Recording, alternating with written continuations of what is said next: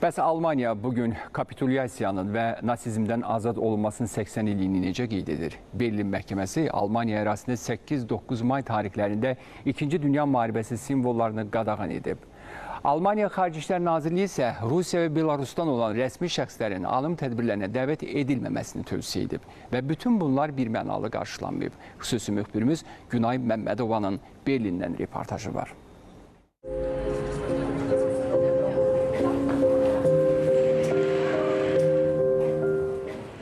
Berlin Karl Schurz muzeyində bugünlər qələbəlikdir. Məhz bu zalda, burada 80 il əvvəl 1945-ci ilin 8 mayında Almaniyanın qeyd şərtsiz təslim olması aktı imzalanıb. Berlinin Karlstadt rayonundakı bu muzeydə həmin gün bugün də xatırlanır. 8 may Almaniyada nasist Almaniyasının məğlubiyyəti və Avropada müharibələrin sonu kimi qeyd olunur. Amma bu tarix burada həm də mübahisələrin mərkəzindədir. Muzeydə ekskursiyalar, müzakirələr, filmlərin nümayişi və təhlillər vasitəsilə ziyarətçilərə keçmiş və onun müasir kontekstdəki mənası barədə çətin, lakin vacib dialoq qurulmağa çalışılır. Xüsusilə də Rusiya-Ukrayna müharibəsi fonunda bugün. Məsələn, muzeyin həyətində yerləşən Sovet tankı çoxlu mübahisələrə səbəb olur. Bəziləri üçün bu azadlığın simvoludur, digərləri isə onu Ukraynadakı müharibə kontekstində qəbul etmək istəmir. Tatsächlich ist heute Russland ein anderes Land.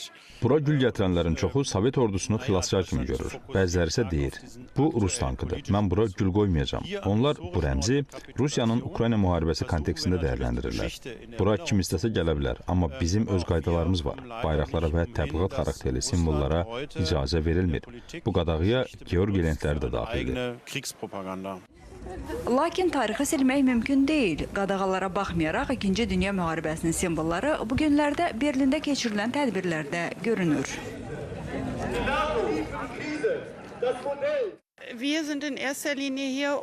Biz ilk növbədə keçmiş Sovet ordusuna təşəkkür etmək və xatirəni əziz tutmaq üçün buradayıq.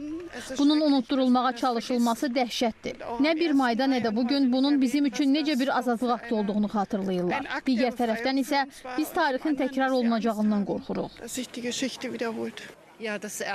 Müharibənin ailəmdə buraxdığı ağır mirası dərk etməyə çalışıram.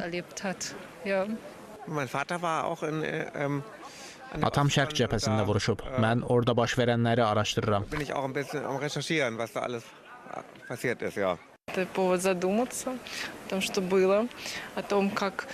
Bu, baş verənlər haqqında düşünmək üçün bir səbəbdir.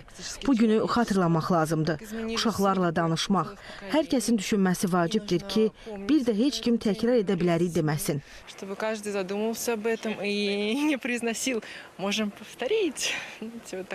Xatırlamaq, belə bir fəlakətin təkrarına yol verməmək lazımdır.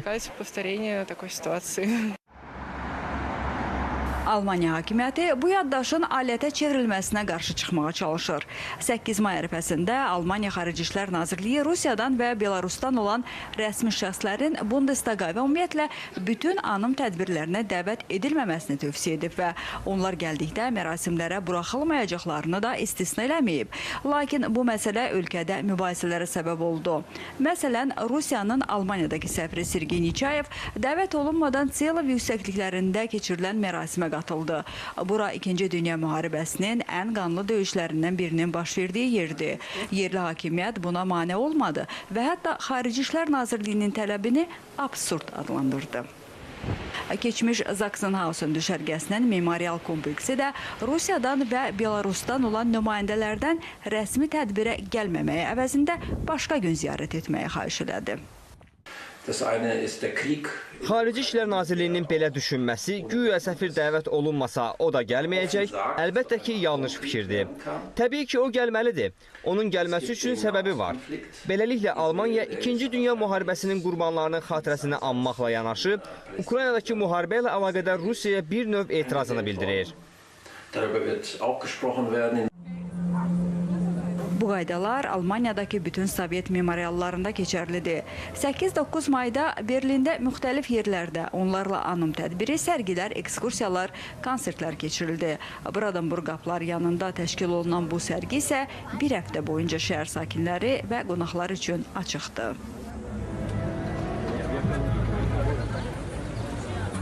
80 il əvvəl Avropada tarixdə ən dağıdıcı müharibə başa çatdı. Bugün Brandenburg qapıları nasizmdən azad olunmanı xatırladan bir məkana çevrilib. Nəhayət sülh sərgisi keçmişə və gələcəyə ünvanlanan açıq bir sualdır. Günay Məmmədova, Azərbaycan televiziyasının Almaniya bürosu, Berlin.